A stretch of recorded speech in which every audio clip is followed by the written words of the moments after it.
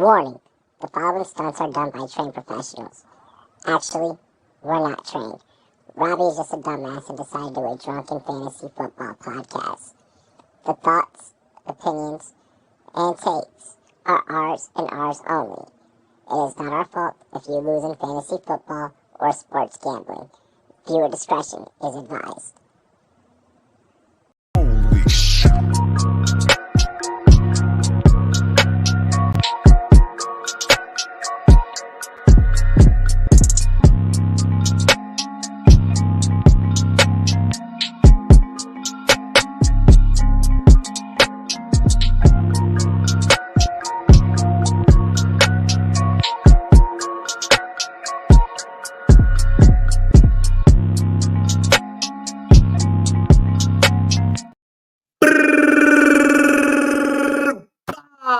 What is going on, ladies and gentlemen? Cheers to me, cheers to you, all the Rumboyz and girls. What it do?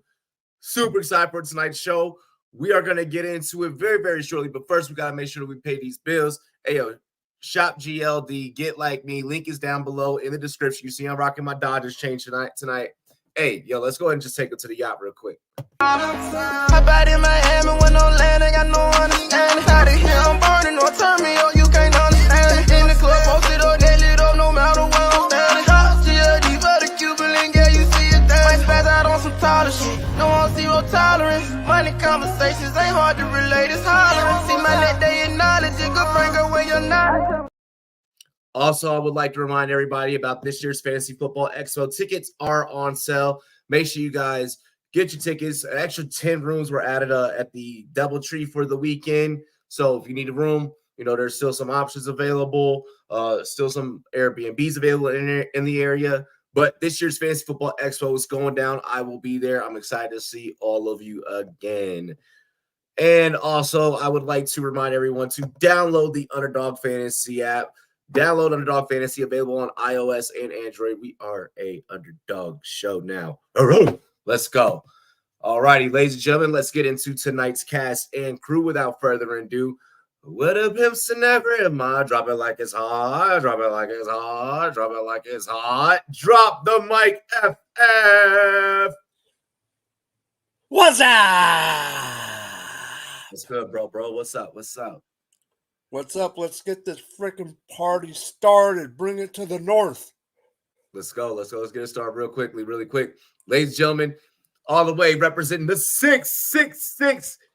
Long time, been a minute, FFB Rock. What's good, boys? How we doing tonight? What's good? up? Oh, Canada. Ladies and gentlemen, last but certainly not least, your favorite hill. Ladies and gentlemen, EDS Taco. Certainly not least. Certainly least. Well, I gotta say, the framing is like perfection. My gosh. Anyways, let's get into tonight's show, ladies and gentlemen. Let's First go things first, straight you already into it. know what we gotta do. Cheers to me, cheers to you, all the Rumboyz and girls. What it do? Dilly. You know what I'm drinking again. Got that drink in my cup. Oh yeah. Yo, let's have a good show tonight. Some Chat, Canadian- make sure you guys get live, make sure you guys get popping. What's up? I'm repping Raj. I got some Crown Royal in this thing. Ah, there we go. Oh shit. Oh gosh. Hey, Crown. Crown Royal blackberry and some lemonade. Hell yeah! I haven't tried it. I heard it's good though. I got some rum and I got this is Stella Jalisco. I got some drink in my cup. Oh my god. Oh yeah. Yours is apple juice. Let's go ahead. Let's get into tonight's first topic. Obviously, we are going to start off with the cover athlete of the night. Stefon Diggs is now a Houston Texan following a trade where Buffalo sent the wide receiver to Houston for a 2025 second-round pick in exchange for the wide receiver, and a 2024 sixth-round pick and a 2025 fifth-round pick. I'm sorry. Let me rephrase that. Houston got the receiver and a 2025 second-round pick in exchange for a 2024 sixth and a 2025 fifth. How does this affect Buffalo and Houston from both a NFL and a fantasy football perspective? Mike, take it away. Well, the other thing that needs to be brought up about it is the fact that they reduced they got rid of the last 3 years of his contract, gave him like a $3 million raise. So after this year, he is a free agent. The key thing to me about that factor, and I did not know Raj was going to be on the show, but I knew I did want to bring this up. Yeah. They actually got less for Stephon Diggs than the Steelers got for Chase Claypool. Oh, wow. And that's at rough. first, I thought that was a horrible deal. But knowing that Diggs wanted out of Buffalo, knowing that he's turning into an AB type of cancer, whatever you want to call it, the key thing is that he got the contract for just this year. So it's Houston going all, it's Houston going all in. It's Buffalo being Buffalo needs to fire their salary cap guy. I'm sorry. Buffalo needs to fire whoever their accountant is. Okay? Taco's son, who's maybe 2 years old, can do the books better than that guy. Holy shit. Okay? So for me, Matt, what's good? Diggs in Houston is good for this year. I'm almost guaranteeing you he's not going to be there next year. I was afraid dynasty-wise for Nico Collins, but now I am not because I still think they keep him after Diggs leaves. Raj, take it away, my dude. Duh. Indeed. Duh. Don't know. Hey. Let's go. Let's get those rolling early. I love this. Oh, that's strong. Holy shit. I love this joke here. The Giants are worried QB Daniel Jones has re-injured his knee after falling at the facility during today's earthquake. My gosh. I don't know if he ever plays again. It's a very serious injury. Wow. Raj, your More reasons than one. Okay. I mean, what do we really have to say about this? Buffalo got a fucking stale bag of chips for Diggs. He wanted out anyways, so it's cool. We saw those tweets that he was fucking just putting out into the Twitterverse. Kyle Korver trade. They pulled. Oh, legit for a copier? Oh my god! Yeah, for a fucking. Tell me about it. But I like it for Houston. Obviously, going all in while you have a cheap QB. Already won a won a playoff game last year.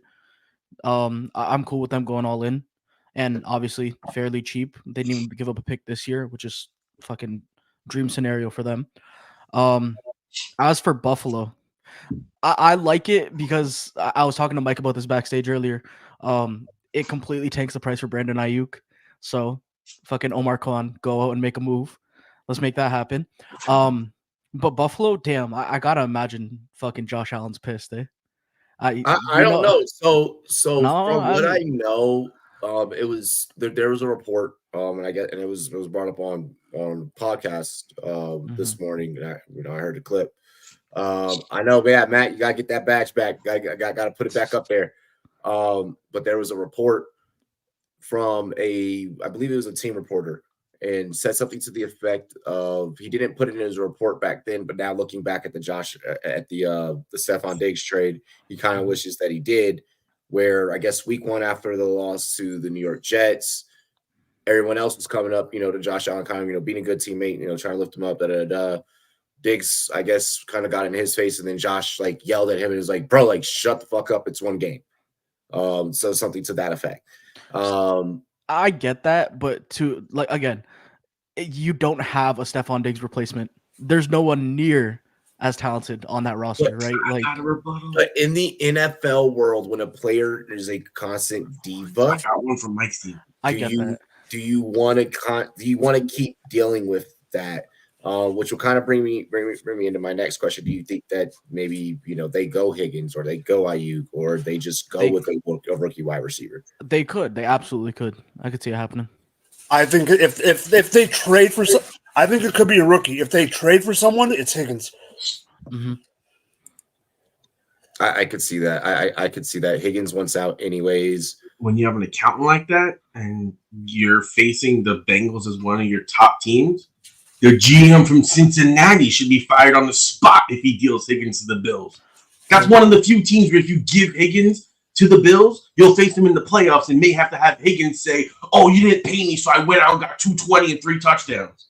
You don't do that. That's bad business. That's also the price of the price of the NFL, though. I mean, you're especially if you're going to end up being Cincinnati, and you load up on picks. Like, I mean, you trade onto a team that like you do it like how the Chiefs did it with Tyreek Hill, right? Because how many Super Bowls did Miami got better. Oh, hold on. How many Super Bowls did they have before they had Tyreek Hill?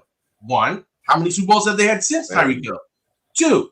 So they got better when they lost Tyreek Hill, who was their best offensive weapon. So it's called addition from subtraction. You get rid of the cancer so the healthy cells can grow. It's not the same. It's not the same thing as a Tyreek. It's not the same thing. But when you look at the end of last season and the end of the season before that, Diggs and Allen were going at each other. From the end of 2 off seasons ago when they had that big loss, Diggs and Allen have been going at each other. In the media, this is a clear thing.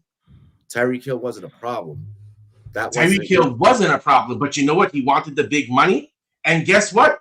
In my opinion, and again, you don't know everything, but there's something to be said when you take away a player that demands the ball so much and that tries to be a focal point of the offense, and you do it kind of like how the Chiefs did, and you just get the open man the ball. Travis Kelce isn't that type of player that says, I didn't get my catches today, so I need it. Tyreek Hill's the type to say, I want to have the most yards ever by a receiver. I want to have the most catches ever. I'm this good. But that's not what matters to him. That's not what the Chiefs are. And in this case, what I'm saying is what Diggs is right now is he's even worse. He's a cancer in that locker room. If after game 1, you're going up to your starting quarterback knowing that you had issues the previous postseason and you're doing that, you're damn right Josh Allen should be shut the fuck up because I don't need to keep hearing this.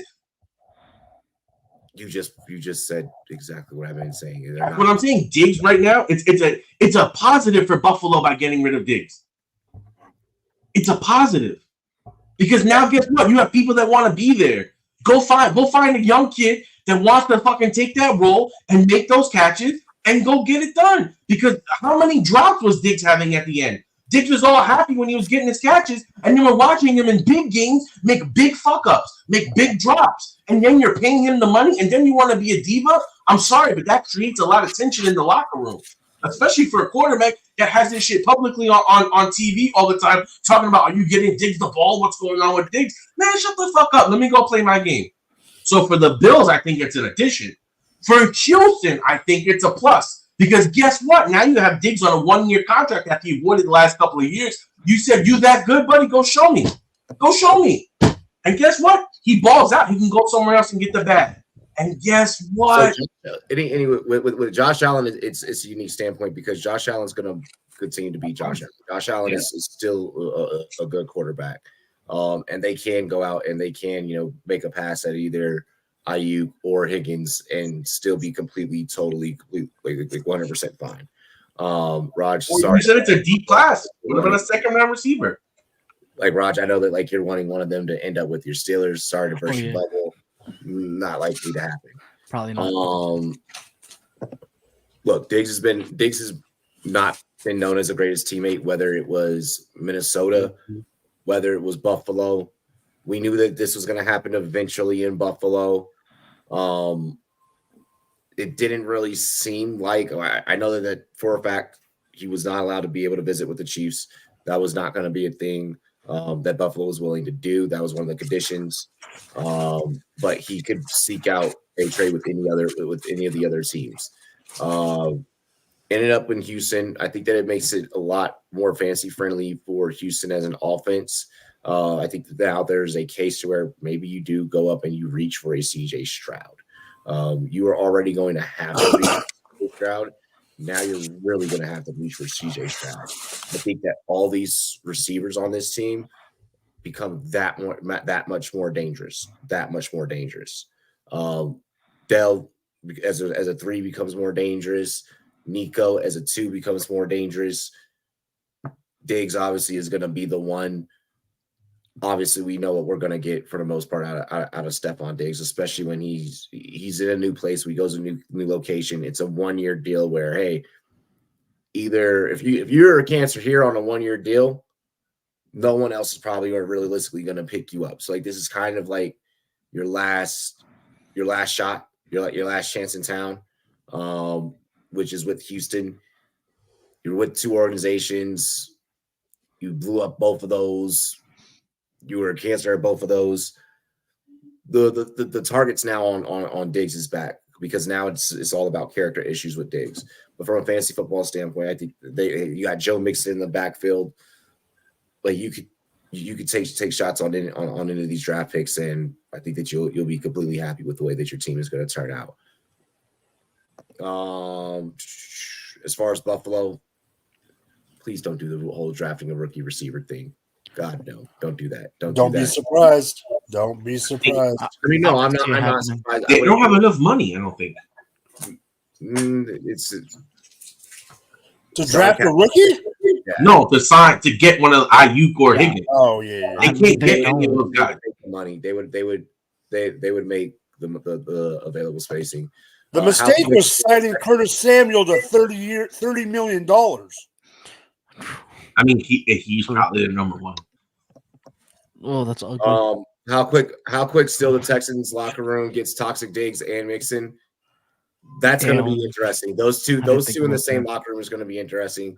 Texas sacrificed both their young receivers so Diggs can beg for targets because if Gabe Davis is taking your targets, Dell and Nico definitely. I agree with that. That's Dell and Nico can definitely easily eat into Diggs' target market share. Both of them over.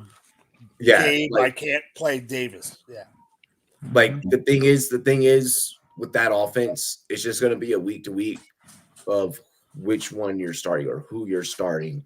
Because any week, any one of them could be the one for that team, for that offense. Okay, I'm not saying he's going to be Travis Kelce because that's not what I'm saying at all.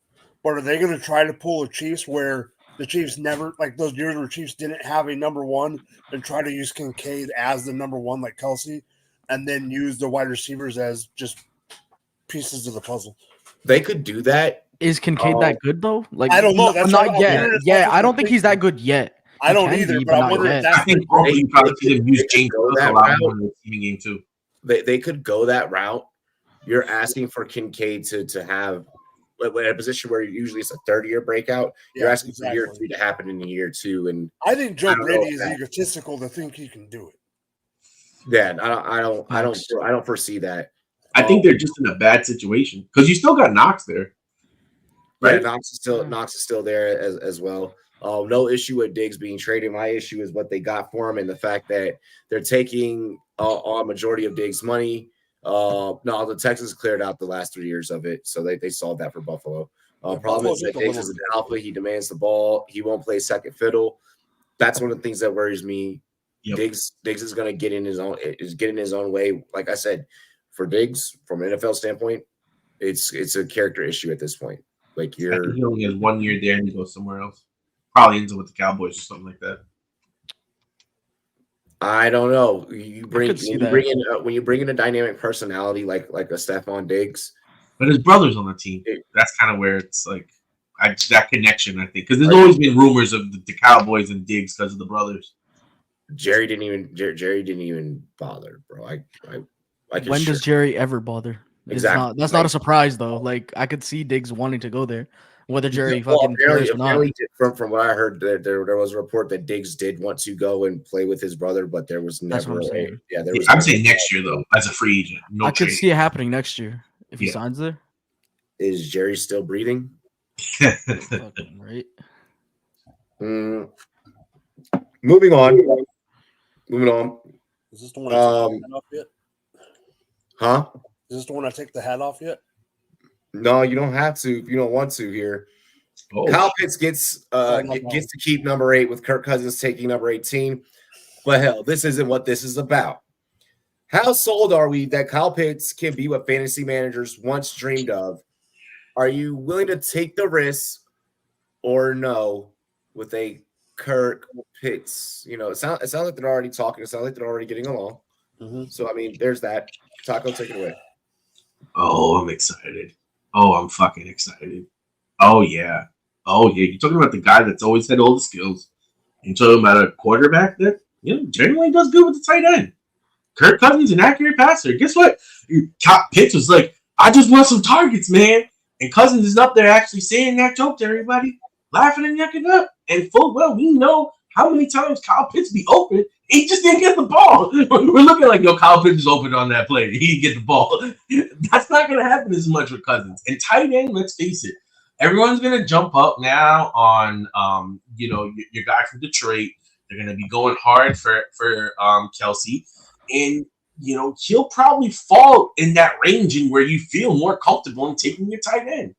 And most people are probably going to be down on him because they burned him so much. So I think that's probably going to end up making me a Pitts truther this offseason because I'm going to like where he's falling. And I'm going to pretty much say, yeah, I'll take the risk on Pitts because all his measurables are there. He has all the talent in the world. And a lot of it I felt like was scheme and the ability for the quarterback to make the read and get him the ball. And I don't think that's going to be the problem with Kirk Cousins. And we've seen T.J. Hockenson go up. And I'm not saying he's T.J. Hockenson, but this is a damn talented kid. And if you give him the right opportunity, I think he can do some major work. And I'm assuming that he's probably going to be like the 7th or 8th tight end off the board like he was last year. If he's similar ADP as last year, I'm buying. I don't think that his ADP keeps it to where he was last year. I think it'll be done. Oh yeah. You think he goes back up? Oh yeah. Well, no, you got guys like Laporta, Kincaid, and stuff like that That's what I'm saying. taking those spots. No, so I'm saying he'll be down from last year. Yeah, like 7 or 8, maybe 9. If he's going there, I'm buying. I think that only happens in circles where they're not thinking about what the you got Andrews being in the fold does, and people if you're going off of like more so like the recency bias of Pitt's body of work with the quarterbacks that he's had, I don't think that's a fair indictment on what Kirk Cousins can come and bring to the table. Yeah. I think there definitely is a case where Pitts could be something. I'm not sure where I'm leaning yet, but we'll get to that when it's my turn. So, Raj, it seems like you're kind of more so like no. So, okay, the thing is, I'm not tempering my expectations. Like, I want him to succeed, and if he falls to me, I'll take him. But I'm not ready to get hurt again. You know what I mean? Like, I'm not drafting him high. I'm not doing that with Pitts this year, and. This isn't an indictment on fucking Kirk Cousins either, right? Because Kirk Cousins is good. He loves his tight ends. We saw what he did with Hawk, right? And another thing, Zach Robinson, right, is their new OC coming from the McVay fucking coaching tree, right? They love their play action. Tight ends thrive in play action systems. Like all signs point towards yes, he's gonna be good. But if I'm not getting him outside of like the top 12, I'm not drafting him. Damn, 12. As bad as that sounds, you know what I mean? Like if he I would say 8. I'd say like I could even, you know what? Let's say top 10. Let's make it easy. Top 10. Okay. Right. Mike. It's funny you brought that number up, Raj, because I just pulled up Fantasy Pros redraft rankings as of right now. Okay. He's at number 7. Yeah, So the ones behind him in the top 12 are Ingram. So who? Ingram, Kincaid, Bowers, Goddard. Bowers is at 10. Goddard and Ferguson. Those are the top 12. Jake Ferguson is that fucking high. Damn. Yep. They have Bowers at 10 as a rookie that doesn't even teach. Dude, he's better than Pitts coming out of college. Let's be honest. Yeah. The hype on him is but I also agree that it's some of the hype train. Like without a landing spot at least, like you don't even know where he is. Okay, let's say he's been mocked to the Chargers a ton. If he ends up on the Chargers, where do we put Bowers? Wait, the Chargers at 5? Yeah, he's been mocked at 5, or if they trade down and take him, whatever it is, he's been mocked to the Chargers. Going to the top 10. Bowers. Oh yeah, going to the top 10. Absolutely. I heard the Jets were really in on him before, but to hear that he's up to the Chargers now is a. Oh, he's been. He's been mocked to the Chargers before, like the JJ McCarthy hype and all that shit. He's been top 5. So say hypothetically he goes to the Chargers, I'd put him top 8. Yeah. All right. So then I got one prospect question. Then is he better than like Neighbors? Like in evaluation wise, because that's what they would go between. I mean, they line up in completely different places. I know, but the Chargers would have between Neighbors and Bowers. You gotta remember, when this was going on was also before the Keenan Allen trade. That is before true. Keenan Allen it was all Bowers at 5. Bowers at 5. Mm-hmm. Yeah, okay. It's pretty much for the most part they've been pretty consistent. Yeah, I mean, Taco, you're saying between Bowers and Neighbors. Bowers is arguably the best player in the class. Like positional value aside and whatever, he's probably like a 99% percentile prospect. You know what I mean? Like he's the best prospect in the class. Right. So between those two, my gosh, fucking true. I honestly don't have much more to say except for last year I was out on Pitts. I'm back in on Pitts. I'm probably taking him around 8 or 9. I'm not waiting to the outside the top 12, but because of the hype that he's going to be getting because of the Kirko addition and all that, I'm probably not going to get him very often. I think that I think that you see the fantasy community kind of be a little split on this one. I think that you're seeing more so of like the Kyle Pitts fanboys be like, oh yeah, like this is it, like this is the year now, because like now Pitts has a quarterback. Which, okay, like I said earlier, I completely see that is justifiable. What I don't think is where, where our YouTube channel for the most better half of Kyle Pitts' career has been no. We've been on the side of no for the most part. Ever since he's drafted, I was like, no, I'm not doing that. I'm not going down that road. Well, is he a receiver? Is he tight end? If we don't know, we don't know. I'm not going down that path. Like, I'd rather take Bowers. I'd rather take an Evan Ingram. I'd rather take some of those guys that maybe be below Kyle Pitts' ADP at the given moment. At the same time, I have no problems with where he's being taken at right now in early drafts. But like you said, to add one thing to what you were saying, where you were talking about like, it has to be the fanboy, it's going to be just decisive where you're going to have the fanboys and then you're going to have us, people like us. But like we all know, it only takes one, not idiot in this case, but it only takes one person in the league where you're not going to get him. It only takes that one person. Like me saying his name on air isn't a big deal because he would attest to this full-heartedly. It only takes one Bo McBrayer. Yeah, it takes one Bo to take him as the tight end 4. And then exactly. And I could see that, happening. I could see where he could be taken between 4. I could see where he could be taken between 8. I think that's a very valuable landing spot for Kyle Pitts. That'd probably be, if I'm not willing to take one of the other guys like below him, if I am forced in a corner to where it's like, okay, like this is probably the best value available for what I'm going to be able to get in, whatever round it is that I'm looking at, then yeah, okay, I'm going to go ahead and grab him. And I'm just going to now hope that Kirk can turn him into something. But I think that we've seen enough to where it's like, it's just not going to be a thing. Maybe like even with Kirk, maybe this is the first year that Kirk Cousins doesn't need a tight end to give us the same type of Kirk Cousins production because he has Drake London and Bijan. Exactly. I still think they're going to use Bijan out. Oh, I think they're going to use a shit ton of Bijan.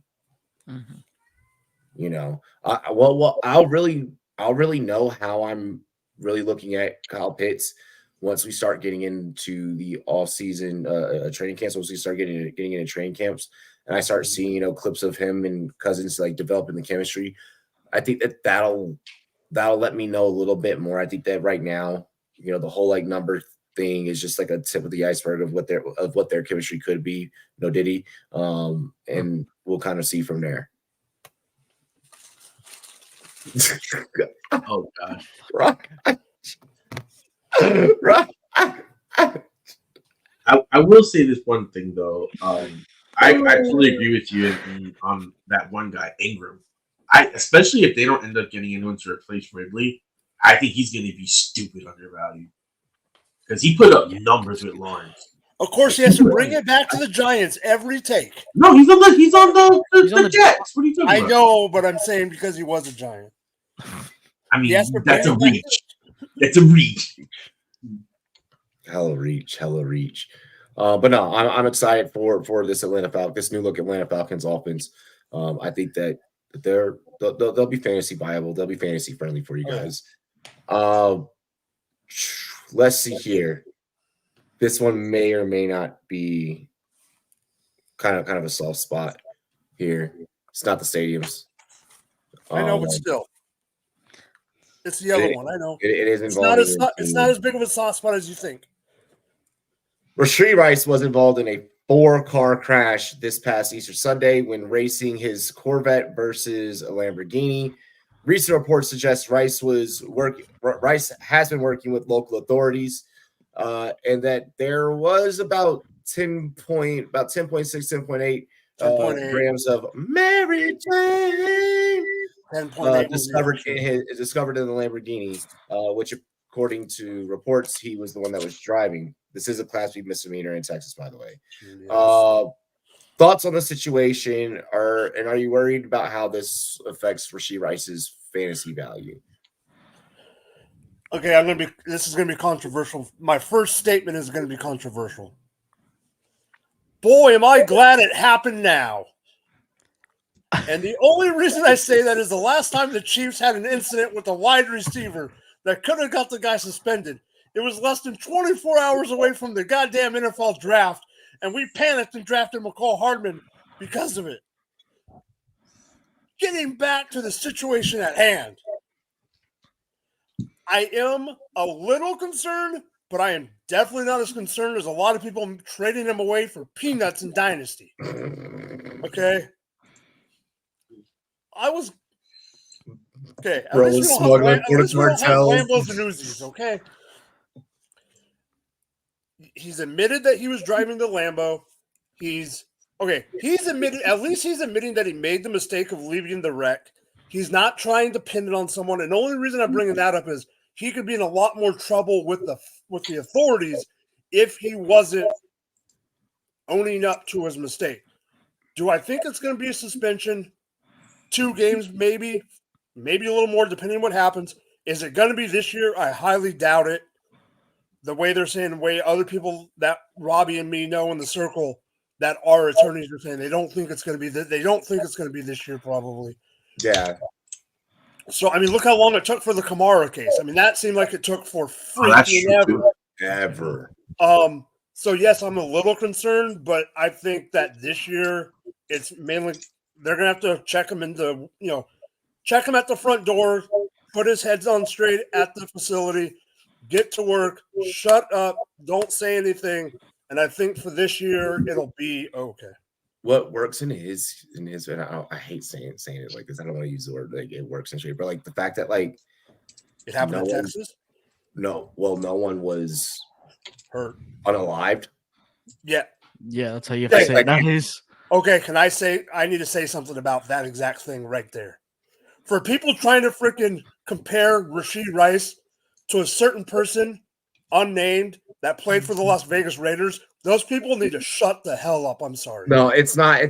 I mean, people are doing it on freaking internet, on Twitter. Yeah. No, like it's not a rug situation, especially in that like when like alcohol wasn't involved. Yeah.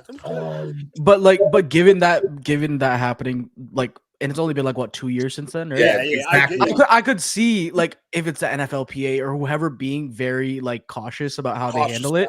Yeah. Right. Like they have to tiptoe around what they say, what they do, because that happened not so long ago. Even though it's not like not close to how serious like between the two situations, but they do need to be very careful with it. Yes, I understand that. It's just the idiot. You know where I'm going. Oh no, 100%. It's very interesting. One. I mean, obviously the optics just aren't good at all, right? Obviously, like bro, if you can afford a fucking Corvette and a Lambo, you can afford a fucking truck to haul them 2 cars on a trailer and race them bitches on a track. Like you have the money to rent a track for a couple of hours. So it's like, like what are you doing? You just won a Super Bowl, It's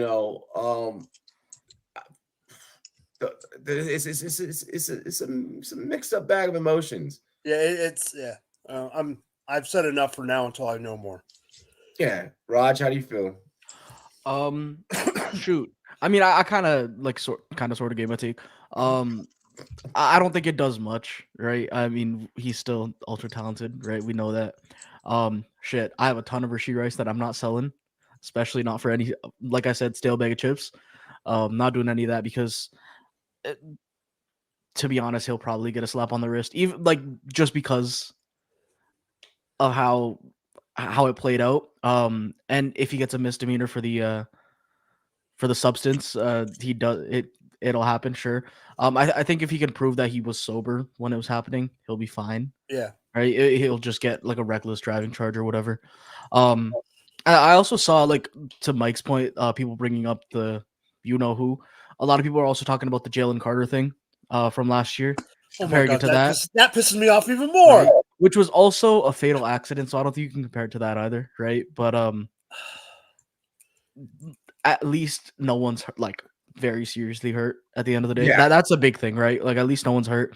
It was a young guy who came into a ton of money being stupid.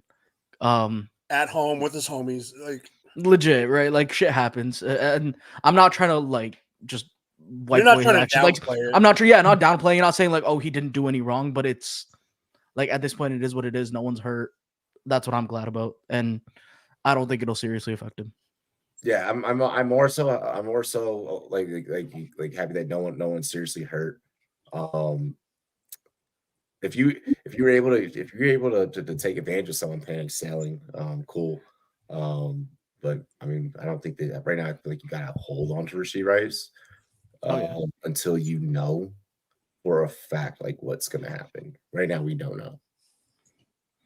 Taco, your thoughts?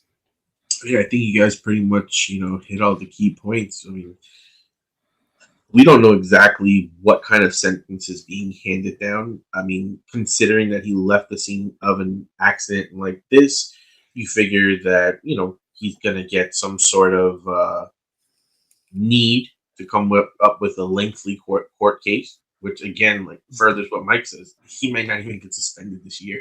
Like, realistically, the case could not be done till sometime, maybe next year, maybe closer to playoffs. And then even then, they're not going to suspend him right then and there. They'll probably spring it over to next year. So from a this year perspective, I think he's fine. And when you look at what he'll probably end up with, I don't think he'll probably get more than 8 games. And that's probably really high. Probably going to be closer to 4, 6. I mean, does he even get suspended by the league? Yeah, I think it's I think so. Maybe even like 2 games. Because again, because I brought it up, the whole Jalen Carter thing. Like, from the law's perspective, it's going to be really nothing, right? They'll probably have to pay a fine, do some community service, and from the league, 2 or 3 games. Because you got hit and run on an accident in a rented car. And then what they're going to get him with is because he had 10.2 grams of marijuana, which is a little misdemeanor. But you couple that, and what you show is negligence, and you can bring a bigger case forward because now you show a consistent pattern of acting in a negligent way, and then you kind of look at it like, oh fuck, they're going to give me. And I don't think he's going to get jail time in this situation. It's going to be I don't think probation. Jail time. Like, do you think that he gets probation or anything like that? Like, I don't think so. I mean, I think with the amount of money that he has, he'll probably work out a deal. Yeah, maybe like some like probation or something. I mean, Texas law. Yeah, that's the other thing. He could be made as an example. One of those states that like if they want to hem you up, they're gonna fucking hem you up. I heard that, and I also heard with the amount of like marijuana he had on him, like the DA doesn't even prosecute for that, basically, right? Like, so at this point, like, the marijuana is a moot point. It's really just the driving is what I've been seeing. I don't know. The marijuana is the funny point, just because the dumbasses on the internet, they were like, "It's a fucking pound. He got caught with some pounds." It's like, bro, shut it up. Like even who was it? Dove or whatever. Dove. Oh, it's a felony. He got. Bro, when I saw that shit, I flipped out. I was like, this kid gotta be stupid. Oh, it's 10.2 gets you fucking that much. You don't carry that. Exactly. I think someone said because it was someone said ounces instead of grams, and everyone freaked out about it. Yeah, exactly. That's a huge difference. Yeah, that's a lot. That's a lot. No, that's a lot. But no, I mean, even with that, like that whole side of it, and then the dash cam video that was released the day after the accident. You hear the person that's filming it like, hey, like oh, I think that those cars must be stolen, and like it was kind of some racist shit. Like, to be honest, like Corvette, Lambo, you see some brothers walking out of a Corvette, Lambo. I think they have guns. I think they stole them. Like, they were acting up too, though. Like, bro, like shut your ass up. Like just give us a dash cam video. We don't need your goofy ass in the background. yeah, this whole story has just been very, very interesting from beginning to where we're at now. There's a lot that's happened in 2024 that I'm pretty sure hasn't been on anyone's bingo card. And Corvettes and Lambos, what Rashid Rice, I don't think was any of them. So yeah. Rashid made better decisions in the future, son. Speaking of Raj's stale potato chips reference, I know someone that after this incident made a trade in Dynasty, straight up, Rashid Rice for Jerry Jeudy, and got Rashid Rice. What? I would have taken that. What? Someone got because of this whole thing, traded away Jerry Jeudy straight up for Rashid Rice. So you got Rashid Rice and gave away Jerry Jeudy straight up. I would have done that in a second. Yeah, I would have, bro. Yeah, I mean, I see a Lambo driving 120 or whatever. I might think that shit's stolen because you're an idiot to drive that nice car that fast. Yeah. I mean, it's either stolen. Seen how rich people act, though? Have you seen how arrogant rich people can be? You haven't seen a Lambo on the 405, have you? Yeah, I was about to say, yeah. But Rice really ain't that rich, brother. He ain't really that rich, bruh. Like, I'm sorry, but there's a dude that owns a Lambo, like a couple of like blocks like down, and like that motherfucker, he be tearing the streets of Colorado Springs up.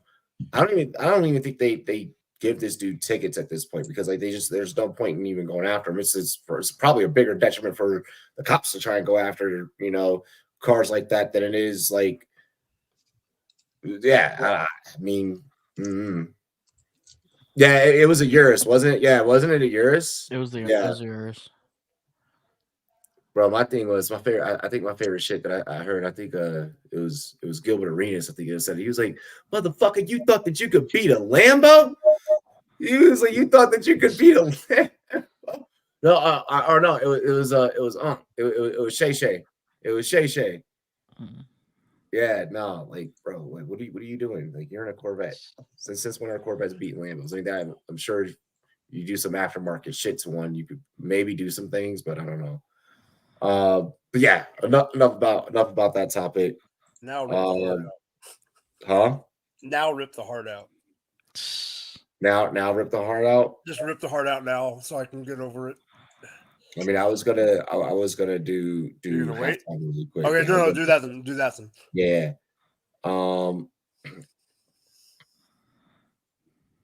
Okay, cool. So it looks like really quick, you guys got to keep Mike Dana. Yeah, I saw that right before I got on. Good stuff. I'm just really quick. We needed that after losing Willie Gay.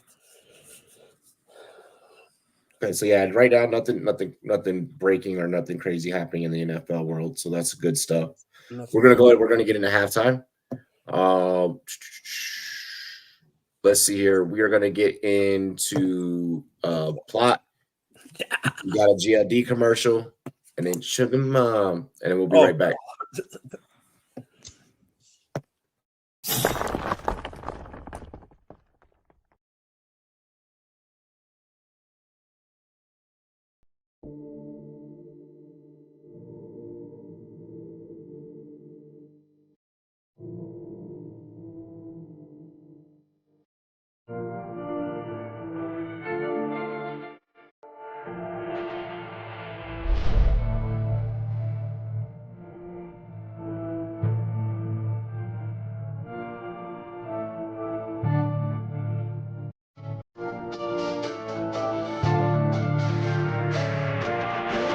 Just stick to the plot.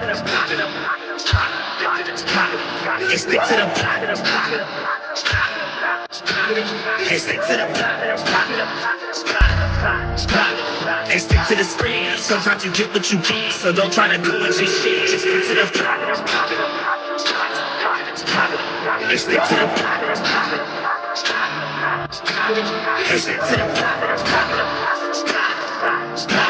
Hey, stick to the script. Sometimes you get what you get, so don't try to do what you shit. See, that's kinda funny. You stick to the road to the riches and hope you don't crash like some dummy. To get to this money, you cut every piece of the pie to find out you sliced into an onion. Now let's change the subject. These niggas who think they got something, but actually they end up with nothing. It's getting disgusting. I'm tired of the fucking assumptions. I'm about to blow up like corruption, so stick to the Stick to the plan. When you lose it, gotta get it again. Keep it moving, never stick in the sand. Even when tired, like Michelin Man, shit, I know I'm the man, so I don't give a damn about opinions. I'm racking up millions, you stacking opinions. She throwing it back in the back of the venue. Now we taking off in her man and his feelings. Now back to the business.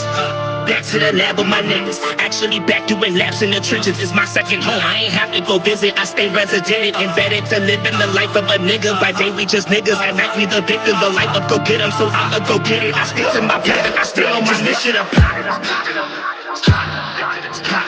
Hey, stick to the plan. Hey, stick to the plan. Hey, stick to the screen. Sometimes you get what you get, so don't try to go into shit. Just stick to the plan. Hey, stick to the plan. Hey, stick to the plan. Hey, stick to the screen. Sometimes you get what you get, so don't try to go into shit. So this is my message. Sometimes you just living in life, be an actor. Don't try to direct it. Now let's change direction. This life that we live for a lesson. Don't count chickens, start counting blessings before they go missing. I promise you, I'm on a mission. I want something, I'ma go get it. No hidden intentions. I open my eyes, saw my vision. Now everyone see that I'm gifted. I'm rapping like Christmas. You niggas just under a tree. I'm smoking it, not metaphorically. I'm smoking no tree. No one's smoking no me. So when I say you're under it, no, that means me. I'm a poet MC and I'm living my dream. Hoping that hopefully you see the hope in me. And if you don't fuck it, cause I'm all I need. Keep my ear to the game and my mind to the streets. I'm a beast. Stick to the number one mission in hand. Stay true to yourself and give your life meaning. And fuck their opinions, they won't understand. To get to the top, gotta give all you got. Only getting one shot, so give up or not until your heart stops. Gotta stick to the plot. Hey, stick to the plot. Hey, stick to the plot. Hey, stick to the screen. Sometimes you get what you get, so don't try to go and chase shit. Just stick to the plot. Hey, stick to the plot. Hey, stick to the plot. Hey, stick to the screen. Sometimes you get what you get, so don't try to go and chase shit. Just stick to the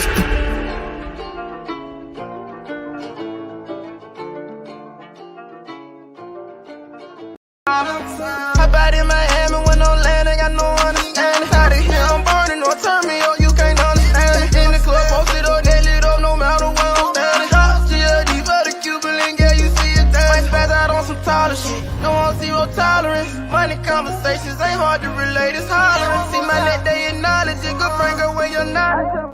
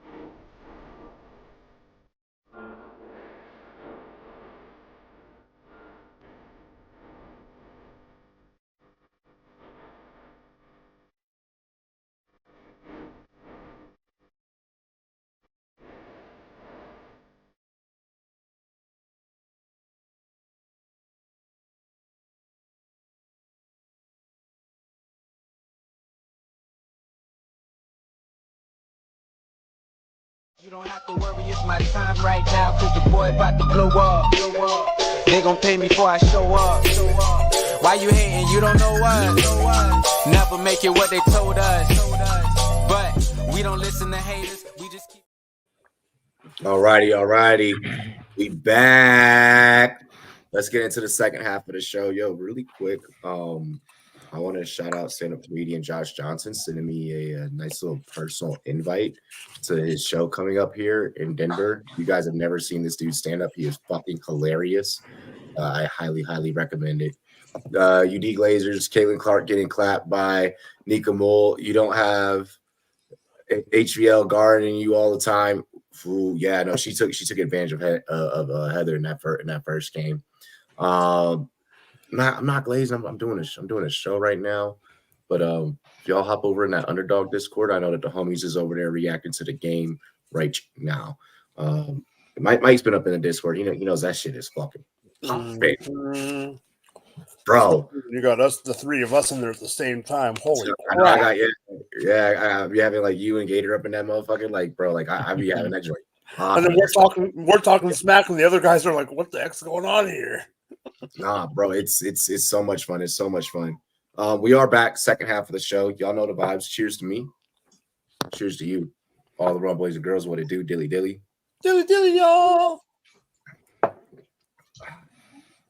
So, more news in the world of the Kansas City Chiefs. This one kind of crosses over into baseball a little bit too. Jackson County voters have voted against a sales tax extension to fund stadium projects for the Chiefs and the Royals. There is a very real possibility now that neither team will remain in the county. Dallas Mayor Eric Johnson is rooting for the Chiefs to choose to come back to the city of Dallas. And this is in a direct quote. As I have said previously, our market is big enough, growing enough, and loves football more than enough to support a second NFL team, especially a franchise with deep roots here. Thoughts on these two franchises hypothetically possibly no longer being in Kansas City, and kind of just thoughts on the whole situation here. This is some like outside the lines type shit. I don't know if y'all remember that old ESPN show. It's like more of an OTL type of topic. Mike, tell us how you feel.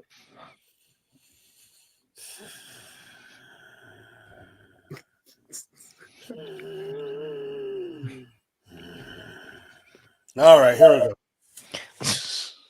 So here we go. This is the thing.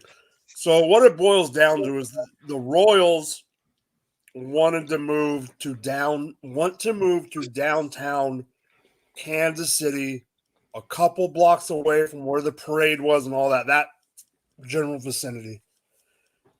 The taxpayers don't want to pay for that. Like I was telling Robbie and Raj before the show, part of the problem that I've heard from direct in group chats I'm in for Chief fans on Facebook and from my cousin who lives in Kansas City is that Jackson County they put the Chief stuff and the Royal stuff on the same initiative on the ballot.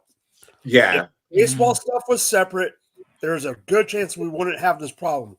However, the biggest part about it is the thing. Can you make them separate initiatives? No, that's the problem. The problem that we're having that you can't make them separate initiatives is some of the stuff that they want to do to Arrowhead is indicative of the Royals moving out of the damn parking lot into downtown, and then some of the improvements to Arrowhead are actually going to be on the site of. When I say they're next to each other, I literally mean they are like 100 yards apart. That's it. Yeah, they're right next to each other. I mean, they're literally right there. So they're going to tear down Kaufman and do stuff. My problem is there is other places, yes, out of the county, but there's other places in that area. There's places right out on the other side of Kansas City. Yes, it's in a different state, but what people don't forget is the city of Kansas City is technically in two different states. So if the stadium is built in Kansas, it's not it's right outside of Kansas City.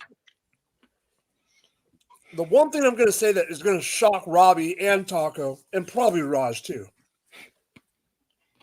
They better not freaking move. Like, absolutely, they're not moving out of the state, out of that I don't area. think that I don't think that honestly. I don't think that there's a moving aspect to No, this. I don't think there is. For either team.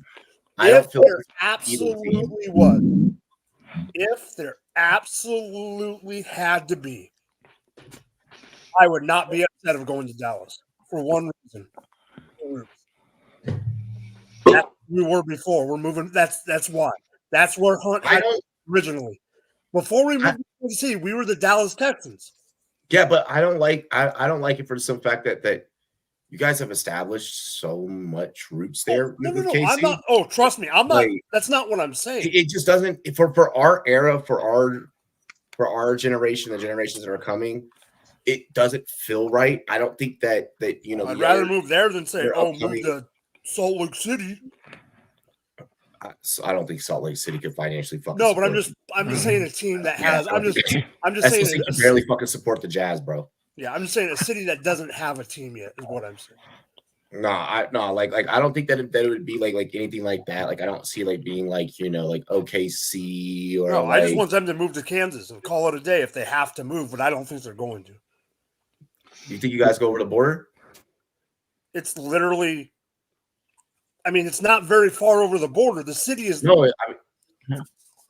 I feel like diehard residents would have a fucking issue. Like that would diehard, but to me, they're literally the city is in 2 states. That's. Yeah. I mean, it's literally the city. There's a line that I walked over that said Kansas and KC and Missouri. Okay. Roger. I mean, that's better. It's better than them moving. Your thoughts here, because like you've for you it's like you've done like this as like the Kansas City Chiefs. I feel like it would be weird for you to like log on to fucking Madden one day and then see all right Dallas. Like how do you feel here? Fucking facts. You know what? I understand like whatever the residents or whatever not being a fan of tax hikes and all that shit, right? And to Mike's point about them being on the same initiative or whatever, I imagine that also plays a factor, right? Because I mean, from what I know, the Royals aren't nearly as popular, right? Like they're not. Yeah. Okay. But like, so sorry, I don't know if y'all mentioned it, but why not move the Royals to Kansas and then fucking keep KC where they're at? Is that not what they're planning? Like, I don't know, right? I like that. Right. Again, I'm not like a huge baseball guy, so I don't know one way or the other. Yeah. And what I really wanted to say, I wanted to clown on the fucking Dallas mayor. Because he clearly their team has such deep roots here. He clearly got that in a fucking like media package that the Chiefs were founded in Dallas. They spent 3 years there. Like, what the fuck are you talking about? You don't know what you're talking about, clearly, right? Like, they were there. You have a valid point there, which is hilarious. It would be like Bostonians being like, bring the Commanders back to Boston. It's like, motherfucker, that was 1943. Let it go, right? Like. So okay, I understand that. I understand that. I like your pitch of chat GPT as research. I like your opinion and your standpoint of like, okay, well maybe because to Mike's point, if it was like about the 2 separate teams, like fans, residents don't have an attachment necessarily. They have more of an attachment to the football team versus the baseball team. Yeah. I like your idea of, okay, well, making it to where, okay, one can move, but like we're keeping this one. Like we'll pay for one and not the other. So it's kind of like the both of you guys' standpoint. Because I mean, at the end of the day, the plan was to tear down the Royal Stadium anyways, right? They wanted a new stadium. Arrowhead was going to get renovations. That seems like the best of both worlds to me. Yeah, it was going to be torn down when they moved. If they moved downtown, right. I don't know if KC fans, because of the historic aspects of Arrowhead, I don't think that they would want necessarily a whole different stadium. I think to your point, they would probably want renovations. It would be like Jags fans. How Jags fans want renovations. They don't want a new stadium. They just want renovations. One of the things that people that I just remembered is one of the reasons that actual Royals fans are upset is that they just put money in 10 years ago and redid Kauffman, and now they want to tear it down. That's fair. I mean, to the baseball team standpoint, to the Royals standpoint, I mean, they have some young players that could be up and coming. I mean, the Royals were Could have been good had they, hung on to, like when they had the Altuve days and everything. They still got Bobby Witt Jr. Yeah, they got Bobby Witt Jr. Maybe fans, start supporting that initiative a little bit more. That way, both things are able to get done. If it's local politics, are like, no, it's both. It's all or nothing. I personally feel like it should be the NFL, it should be the MLB, and it should be the owners that are footing most of the price. But because it is an amenity, it is a municipality throughout the city, taxpayers should maybe pay a little bit, just say that they would with any other municipality, parks, libraries, amenities that generates that can generate revenue for the city, but should also have some type of government, or some type of big multi-billion-dollar spending behind it. It shouldn't just all come from the residents. Taco, your opinion?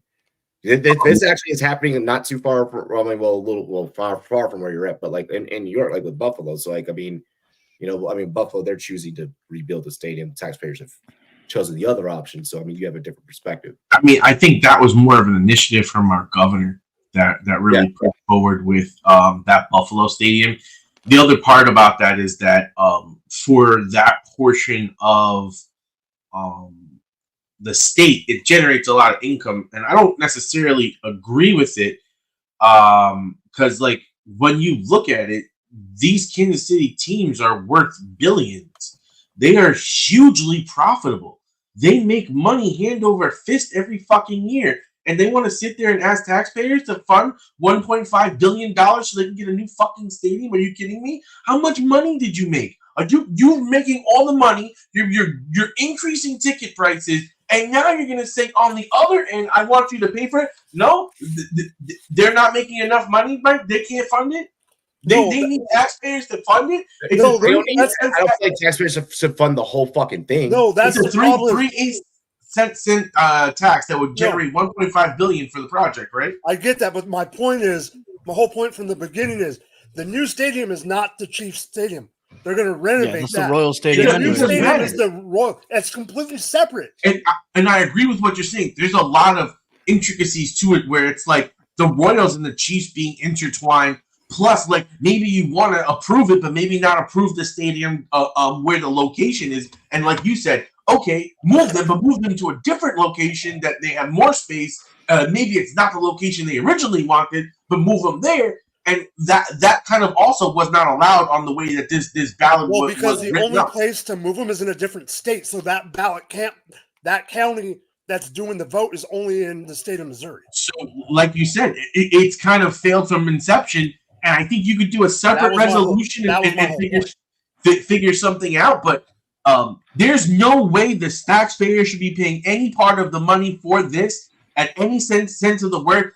Especially when you have a pathetic team like the Royals that don't even consistently put out a good product, where they fucking go skimp every goddamn year so the fans don't have anything to cheer for, and they wonder why they don't have a fan base. Maybe if you spend some goddamn money on your team and actually built a team that people want to see, they would come out and watch your fucking team, because people want to see winners, not people that sit by and do MLB welfare and just get the fucking the checks from coming in because all the big teams are spending money and generating revenue, and you're just sitting there for the fucking checks. Go out there and develop talent and spend money and fucking be useful in a league. You wonder why viewership for the sports are down is because in towns and cities like this, the ownership doesn't give a fuck, and they put out bad products like the Pittsburgh Pirates and all these other fucking teams consistently for 15 fucking years, and then they wonder why taxpayers don't want to fund them for fucking money. It's a fucking joke. It's a fucking joke, if you ask me.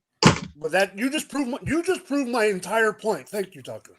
Yeah, it's a joke. So you both Mike, Taco, you guys are like no taxpayer funding whatsoever. No, I'm just saying the role. It needs to be a small percentage. I think it has to be I agree with that. What I'm saying is they messed up the whole entire thing. Yes, I agree with that. By putting a team that is making the money doing all this to a team that is struggling money and all this and all that in the same thing. And you know who's bad with that too? The wife of the Kansas City Royals, who's trying to wrap herself in that and push the move. And she's saying teams like us might move. No, chick, you know what? If you want to move, I would tell MLB, force them to sell this fucking team because they're not doing enough because their team isn't competitive enough. I'm Also, sorry. hold on, really quick, because like I said, how like some municipality, it is an amenity that the city, yada yada yada. Concerts get held at stadiums. Stadiums get utilized for multiple different. Hell, I had a company Christmas party back when I worked at Comcast at fucking Empower Field. It happens. The same way that for stadiums, they kind of the stadiums they look at them and they kind of come underneath some of the same laws as like zoos, parks, libraries, things of that nature. Those are state owned. Exactly. It kind of it's a weird fucked up thought process the way they structure these kind of things. I am 100% that no, like the billionaires, that the team owners, the leagues themselves need to be footing the bill the most. And it should, for the most part, be on them. They shouldn't be this burden on taxpayers. It shouldn't be breaking the bank of the residents for them to be able to enjoy a team that has been around there for years. Enjoy a facility that's been around for years. Enjoy renovations that you should be doing any fucking ways because it's your goddamn building and you should be upkeeping it. If me personally, if I was a team owner, I'm doing anything and everything for my team, anything and everything for my fan base, because we're here also as an entertainment, and the money that is involved in entertainment is just borrowed on money. If I could use my facility and I can bring, I don't know, an artist like Travis Scott to come perform at my facility, I'm gonna make money off of that on top of like me already owning like my team. I bring Drake, J. Cole, J. Cole on fire today, by the way. I bring the Big as the What tour to my facility. I'm making money off those things. I feel like that it does have to be a business partnership between the two. TikTok Riz party at the stadium. God. And let's face it, you could build a better venue there if they leave for that kind of stuff. So get the fuck out of here. We'll build an actual venue that can do stuff like this. Because again, if you're a franchise and you're not making enough money, it's usually because you're not winning enough. Yeah. Period. Well, the new plans for Washington's new stadium just got rolled out, and we're going to break ground on that here soon. I could understand a location where you're Taco, you're on the East Coast. I could understand if it's a location where, and I don't know if you've been to my neck of woods or not, but that's a profitable area. That's a wealthy area. So those people are already spending that. Kansas City is not like a Landover, Maryland. Is not a Fairfax, Virginia, where those are some of the richest counties in America. Yeah. Period. In America. And we're in Orange County, in California. That team has showed up and showed out for that team for so long. Especially the Chiefs. It would be such a I don't see Mahomes kind of under Mahomes era that happened. That looks so weird. So that's why I think that is also fascinating, because that lobbyists definitely fucking approached Mahomes and were like, you got to make sure that it stays here. If you're going to stay here, that definitely happened. Oh yeah. Come on. But moving on. We're going to get into some draft talk. Here. Michael Penix Jr. has visited with the Raiders and the Broncos, then had a private workout today with the Falcons. Where is the best fit for this young QB? And why? I'm hearing a lot more buzz about this kid. Last week we touched on the JJ McCarthy buzz. This week we're touching on the Penix Jr. buzz that is steadily. No Diddy. Whoa. That wasn't even a pause-worthy statement. Go ahead, Taco. Your take. It's funny because I actually had brought up Penix Jr. last week because I again started hearing the buzz, and for me personally, I was kind of hoping that we were going to go wide receiver early and get him in the second round and kind of, come out with a shot at QB, a solid, upside wide receiver. But overall, I think I've seen him get a lot of buzz. I heard he had a good pro day. I don't really know enough about the kid, but I do know that he's had a huge injury career. And I think that's what's really going to fuck things up for him and make things bad, because if you have a long injury history, that just automatically sours you on a lot of teams. And I think it puts you in a situation where he's definitely a round 2 pick. I don't see him actually getting out of the second round. I think if he goes to the Raiders, that would be very interesting play, because I think Antonio Pierce is the kind of guy who could really like develop players. Like I feel like he's a guy that seems like he's a developmental type coach. Just the way the team seemed to rally around him and seemed to consistently get better as they played when he took over, and him getting this job, I have high hopes for him. And I think that you don't worry about Pierce going on record a couple of days ago and saying that AOC is still going to be able to compete, even though they brought in Gardner Minshew. Listen, I personally think that it's probably better for some of these guys to take a year or two. So absolutely, you want to give Aiden O'Connell, and then you want to give Minshew and give these other guys, because now you have choices. Now it's a real competition. Now it's iron sharpens iron, and at this point, when you look at what you have to lose, like quarterback is the most important position in the game, and if you're spending a second round pick to just get another guy in the room, I mean, if they all suck, you're fucked anyway. So you know what? Might as well take a shot with the kid that has a solid repertoire and injury history, and say, okay, in the second round, I'll take that risk and see if it works out. Because again, Minshew's nice, but sometimes Minshew doesn't work. And when Uncle Rico starts fucking up, and we're like, "Ay, Dios mío, you're gonna need to go with somebody." And when you watch practice and when you see what goes on, if Aiden Collins and him battle out, issue is or issues in injury history, and bro's hella old in college. I mean, well, let's not forget Gardner Minshew was actually old when he came out of college, but the fact that he had so much football underneath his belt kind of helped him. I compared a scenario like that to a boxer that has a lot of amateur fights underneath their belt before it's like, oh, now they hit the pro circuit, and it's like Andy Ruiz was a great example of that. Andy Ruiz had so many professional fights that it's like when Andy Ruiz had his opportunity at the title shot and sees that moment, it wasn't shocking. It was, bro, like, well, what do you expect? He's fought in a million damn fights. He's seen every punch that's been thrown to him. So I don't like using the age thing. I feel like that's more of a dynasty fantasy football take. Yeah. And a dynasty aspect to kind of like, oh well, the age, but from real NFL standpoint, I don't think that I'm looking at that. I don't think that the scouts are looking at that either. Raj, your take. Panics. A team that you actually didn't mention on the show sheet here. Don't mention it. The Vikings. No, Are we thinking about the same people? No. No. Okay. The Vikings, but he did have a visit with the Vikings as well. He did have a visit with the Vikings. That's why I thought I'd mention him. My people are apologies. saying as high as taking him at 11. No. I don't see them doing that. I think they'd be stupid to do that. I think they can trade back and still get him. Yeah. They could trade back into the 20s and get him, man. Like, I feel like a lot of these quarterbacks, with the McCarthy hype, him going top 5, it's pushed guys like Penix and Nix and stuff like that up the board. Joe Milton too. Yeah, Milton right now. Yeah, I mean Milton is not even like fucking day 2 pick in my opinion. Like he should be like round 4. You know what I mean? God damn. I mean, I agree with you. It's just yeah. But yeah, these quarterbacks being pushed up boards. Not this last season.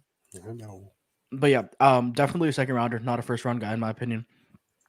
Out of these 3 or the 3 or 4 teams that you have listed, I think it's got to be the Falcons for fit, right? Like sitting behind a guy like Kirk. I mean, just for mentorship, right? Like these teams have no one else. Kirk's old. He's 34, 35. He's got maybe a year or 2 left. I think sit behind it. I think he might be 36. Is he that old? Yeah, damn. I mean, he's only been relevant for like 4 or 5 years, so like I feel like he seems younger than he actually might be. But ideally, he sits behind someone who's actually good, because you never want to throw a young QB into the fire. It happened with just my team. Fucking, they did it to Kenny Pickett. The Bears did it to Justin Fields. Not a good look, unless it's a bona fide, like it's a Jaden Daniels, Caleb Williams. They're not a week 1 starter. Let him sit for a year and call it a day. Out of these teams, I'm picking the Falcons though.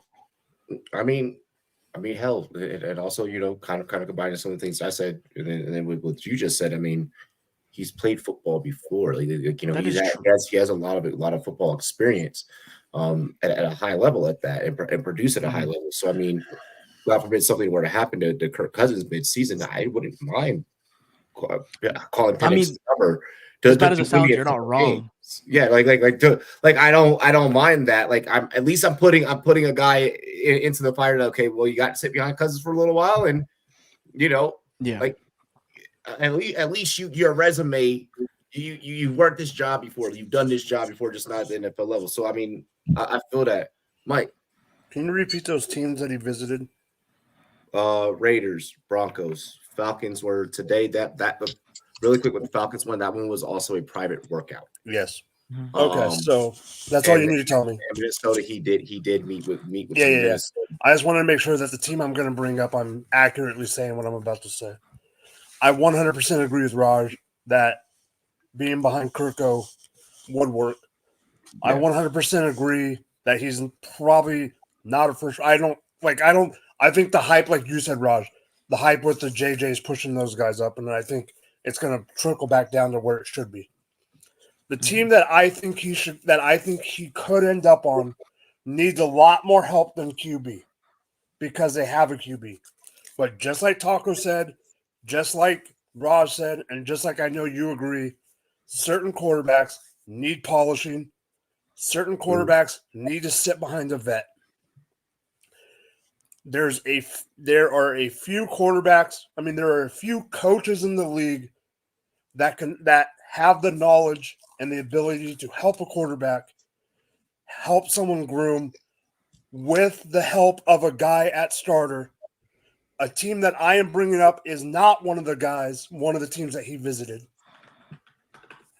I think, what if Sean McVay drafts him and sits him behind Matthew Stafford? I guessed it right when you said that. My thing is that didn't you already try and do that with fucking Stetson Bennett? But there's different. Okay, Stetson Bennett is not. They're two completely different players, man. No, they are. They would want to go lower. But the reason I say the parallels there is because the Atlanta's between them and Kirko's situation is the coaching staff is coming from the same tree. So either team he goes to.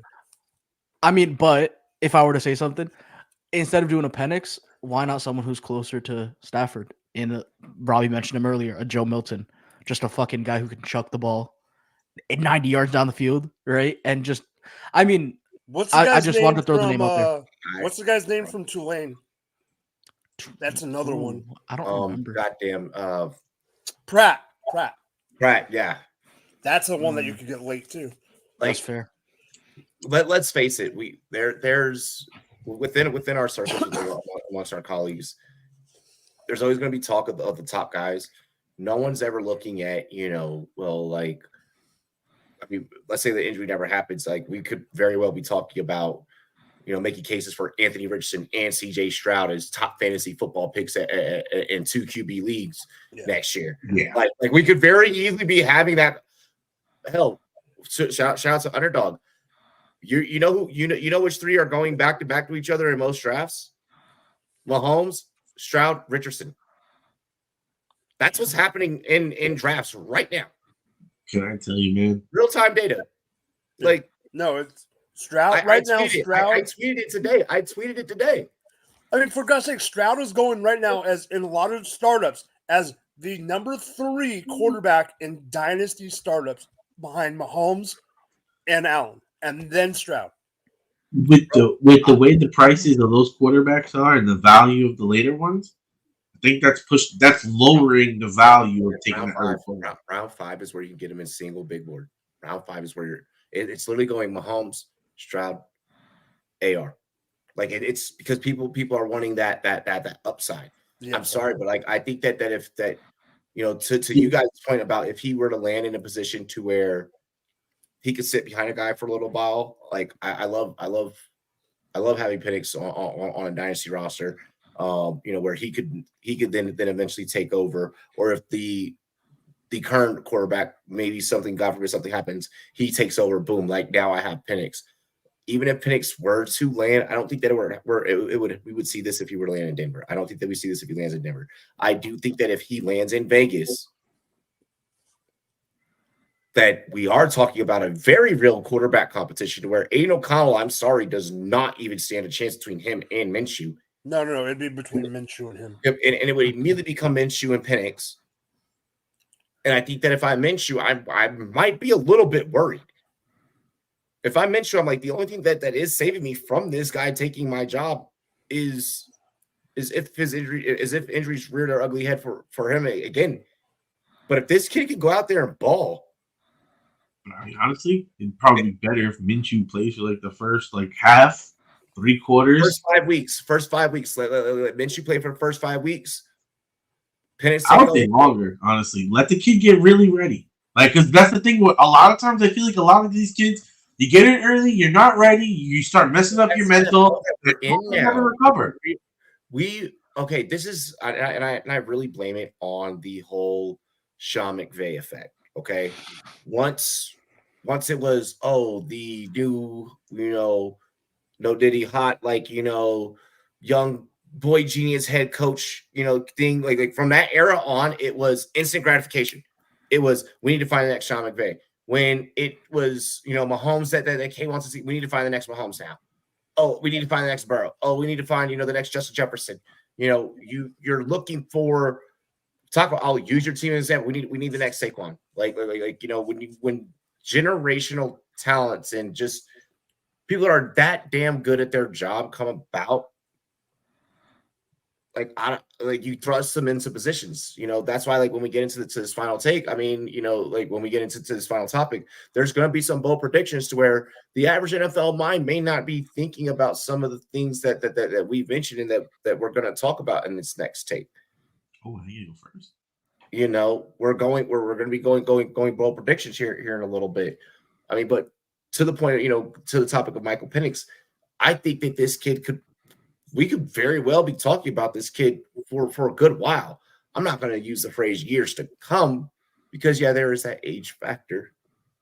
But if he has a nice little successful run for a couple of years, 5 years, 7 years, 8 years or whatever the case may be, everyone that's worried about the injury history, you gotta kind of gotta eat crow on that. So it's going to be very, very interesting how this one shakes up and this one pans out, which leads us into, we are just about 20-ish days away from 20-ish, 19-ish days away from NFL draft time. What is your boldest take that you're standing on as we begin to get things underway? What is that? Maybe people aren't tweeting about it yet, or people aren't looking at a certain player. Maybe it's a day 2 pick that you're super high on or something. Bold take time. Are you planting your flag and saying that, hey, you all may be hype on this player, but I'm saying that this player is going to be a bust? Or are you no one's looking at this player right now and they need to be looking at this guy depending on landing spot, whatever the case may be? We start with Mike. Well, I'm letting Taco start because he seemed very energetic. Okay. Burton RB1 says Gator in the chat. What is good? Welcome to the chat, brother. All right. My hot take is that Bo Nix doesn't make it past the Broncos at 12. Ooh. Wow. Well, then that's a mistake. I mean, especially if JJ McCarthy, because it's another preference, goes before that, which I'm expecting. I've been on the record. If he's available to the Giants at 6, I think the Giants get him. If he's not available at 6, it's because he's drafted higher. So you're not underneath the belief that a team moves up for McCarthy? Well, that's what I'm saying. Like McCarthy's not going lower than 6 because the Giants will take him at 6. I've stood on that for a while. But the next thing I'm standing on is with that domino falling, that means there's probably Jaden Daniels, Drake May, Caleb, Williams gone. Then you add McCarthy. That's 4 quarterbacks. Then you look at Bo Nix sitting there, Between the Vikings and the Broncos, I think one of them will take him between those 2 points if those 4 are off the board. Because like Raj said, it's pushing everyone up the board. And if you're a QB needy team and there's no options on the free agency, what are you going to do? Like when the Vikings are sitting there, what are you going to do? You're really going to go your best bet is probably going him, even though he's a little bit more proven. I mean, a little bit older in the tooth and might not have the longevity that you might want, but he might be able to at least come in and give you enough right now to keep it sustainable, keep fans in the stands, have a hope for a playoff shot, and then say maybe this kid can keep better. You're hoping for a better Will Levy, basically. I think that is interesting. How that can break out with JJ, because I mean, even today, it felt like we went a good week and a half without hearing about JJ going 2 overall. That smoke screen kind of died, and then we saw it again today. So I think that JJ McCarthy situation is just very interesting. Any team that is seriously wanting him, it sounded like at this point that they may need to make a move. But I think that is smoke screen. We see this all the time. And we know this for a fact. We see this all the time where it's, I'm going to say this, or me as a team and as a GM, I'm going to say this so that I can now move back and get the guy that I want, make you overpay. So I think that we're seeing that with JJ, and JJ is that piece on the chessboard this year. But very, very interesting take there about how that works out, whether he becomes a Giant, whether he becomes a Bronco or Viking. I think that is that's something to look at. Don't know. Only BKB just hit me with a quick cash app. He was like, "I'm not fucking paying YouTube the fees." He said, he was like, I mean, he's not wrong. I mean, like they take 40% of our shit. So like, this motherfucker donated what, like 2-3 times last week, and like we walked away that show with like $7.50. Like, so I mean, I don't blame that. That's why the Cash App is down below, because some people do not like giving their money to the man. Oh my God, I saw Marco. YouTube fucking change your goddamn policies, and people won't donate, other ways. But hey, big up to BKB. Shouts to all the Seahawks fans out there. Dilly, we appreciate y'all. Raj, your bold draft take. My bold draft take. Okay, I don't know if this is bold. I think the Vikings are gonna end up missing out on a top 4 QB and reach on someone. So they're sitting at what, number 11 right now? I think. Am I wrong? Yeah. So what if so I pretty chalk top 4 is Williams, May, Daniels, and McCarthy at this point, right? Yeah. Say the Broncos or someone trade up to number 4 and then jump the Vikings, jump the Chargers, obviously, go to 4, take McCarthy. Where do the Vikings go then? Do they just sit at 11? At 11, do they reach for a Penix, a Nix, something like that? But I think that's something that's going to happen. I think the Broncos are going to be the type to make that move and jump up into the top 4 to get a QB, and the Vikings are going to miss out even after all these moves that they've made, and then they're going to end up reaching on someone. The Viking situation is interesting because I feel like that there really are only 2 quarterbacks, in my opinion, that fit their system, and that is McCarthy and that is Penix. Yeah. And so if I'm Minnesota, like to your point, I can't miss on either one. I am going to be SOL. I am going to be shit out of luck, and I don't think that if you're the Vikings, no Diddy, but you want to be caught with your fucking pants down, that was good. You can't tell me that wasn't a good one right there. That was good. But to that point, I think the Vikings, out of all the quarterback needy teams that aren't in the top 3, find themselves in the most fucked up predicament, because you have a talent like Justin Jefferson, who, on all honesty, you really can't waste a year of his talent. And that's the only glue that you have is holding your offense together at the given moment.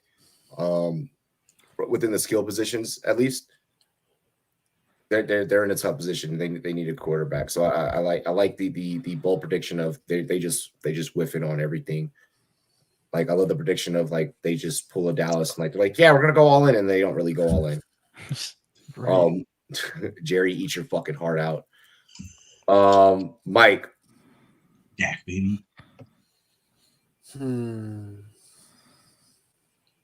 Mike just seen the whole. Give me some Troy Franklin hate. What was that, Taco? It's like you're simulating a whole draft in your head right now. He basically is. Yeah, I know. Why do you think I had you go first?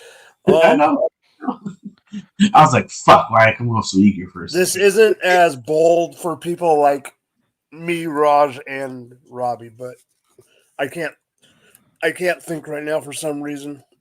But number one running back off the board, Marshawn Lloyd. Whoa. Oh. Is that just because Gator tried to eat him? Okay. No, Marshawn Lloyd, running back one off the board.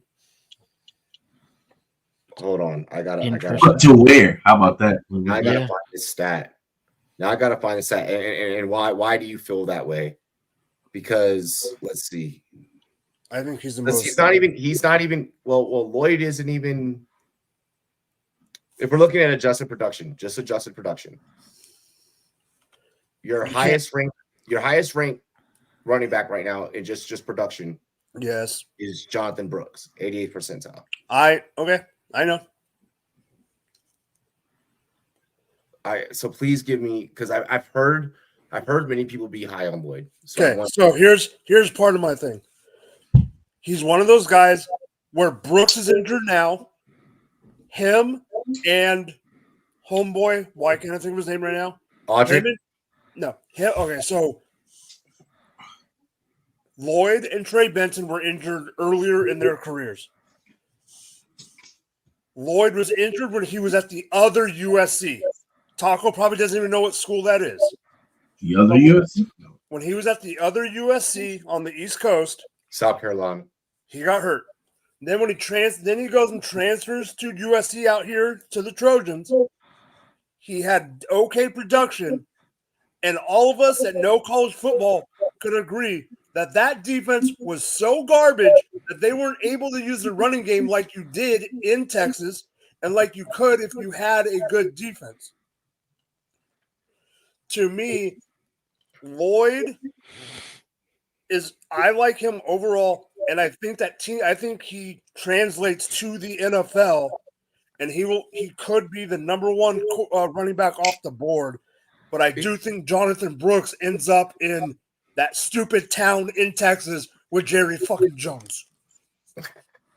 I mean, well, Dallas needs a running back. They need a running back and a wide receiver. I think they draft Jonathan Brooks or Braylon Allen just because. Bro, holy fuck! Yo, wait, I like Dallas, Braylon hold Allen. on. Dallas also because they lost La'el Collins yesterday as well to Buffalo. So hold on. Dallas needs to go running back. They need a wide receiver too to take attention away from fucking Lamb. They're gonna go figure out. It doesn't sound like that Jerry is gonna fucking giving Dak the extension. This is Dak's last year. They're So gonna they go need to now lineman. probably go like Sam Hartman later on. They're gonna go That's lineman ugly. first. They're gonna go lineman first, then a running back, and then they'll get a quarterback late. Dog, I didn't realize how bad their shit was until you just said that. Holy.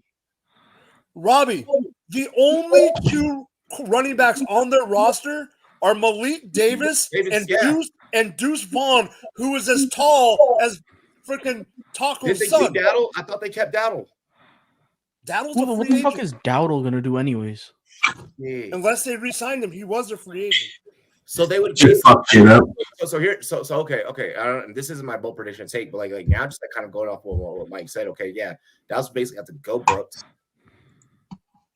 Wait for Troy Franklin to fall.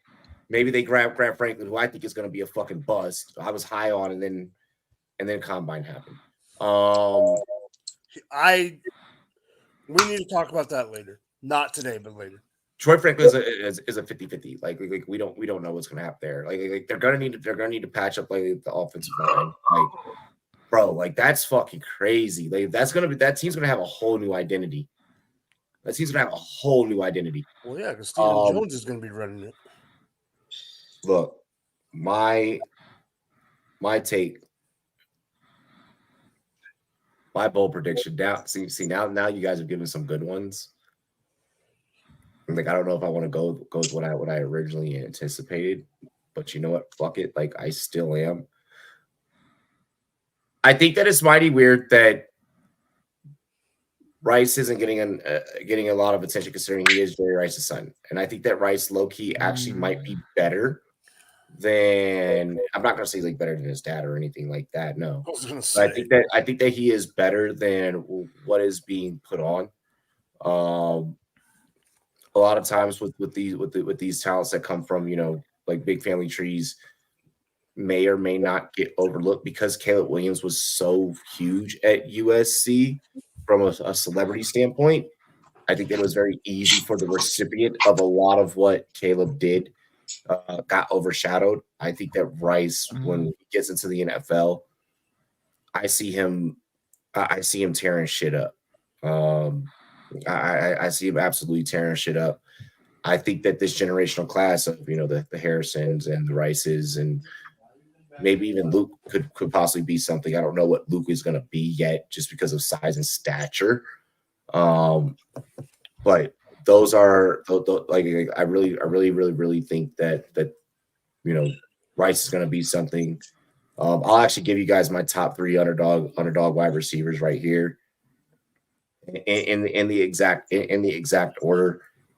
Malik Washington, Javon Baker, Braylon Rice. Put it on a fucking sticky note, pin that shit, bookmark it. I'm telling you that these are 3 that a lot of analysts, a lot of scouts are overlooking that are really gonna be something amazing. Everyone's looking at Purcell. I'm not giving Purcell no more fucking press. I'm not giving, I'm not giving Roman Wilson any more press. I'm not like there's like a lot of receivers that I'm just there's other receivers out there in this class that I feel like are gonna blow the fuck up. And those are my top diamonds in the rough. Well, one to bounce off of you. I'm really starting to, me and you already talked about this, but for everybody. What up, Geek Mill? I am really starting to really jump on the Malik Washington. I've been on the Malik Washington. Yeah, but I'm like I liked him, but now more of like I just drafted him in a mock for a podcast next week. I just drafted him at 309. Gator, I know that you in here. I shouted you out earlier. I don't know if you heard me. Corley is dope too. Malachi Corley's a dog. He's rough. He's rough. He is, but he's a fucking dog. Well, give me Johnny Wilson. Oh, I'm rough in a good way. Yeah, like okay. Corley's landing spot is interesting because he's going to be utilized in so many different gadget situations. He is a Steeler. Come on, to where I don't think that you guys need someone of that frame or that stature. I think that you guys. I wanted fucking. I don't. No, not high on Johnny Wilson. I know. That's give me Johnny Wilson. I'm putting Johnny Wilson like. I mean, I was never high on Johnny Wilson, so I'm still not gonna go down that path. But like where I'm now putting like Troy Franklin a little bit is probably like they're in my dog player like they're in my doghouse right now. Man, we're gonna fight about this one, aren't we? I'm a huge Leggett fan. Leggett's my dude. Leggett's my dude. But that's why I didn't include Leggett in the take, just because. I know. Everyone already know how you feel on Leggett. AD Mitchell is I still have him ranked the same. It didn't change a whole lot. Him and Worthy, I still think are going to be right about where they're at. 7, 8, 7, 9, 7, 8, 9. Y'all want me to keep getting on the Jamari Thrasher train, and because you have a guy like Corley, there's things that Corley can do that I think that are going to excel a little bit more at the NFL level versus what Thrasher's going to be able to do with very similar players. Stop the Keon Coleman hate. I'm the only person that's not hating on. I feel like on Coleman. I feel like I'm the only person that's very mutual on Coleman. I feel like Coleman's one of those guys that you could have. You can rank him a little higher. If you want to, you can maybe bring that down a little bit. I know someone that had him at 4. I had him at 4. I know, but you don't now. I know someone that I think still. No, I don't have him at 4 now. No, I think I know someone that still has him at 4, but I don't want to say his name because I'm not positive. Yeah, no, I definitely don't still have Keon for. I think it is Keon's success. He can plug and play into a lot of different in a lot of different systems. So that'll be interesting.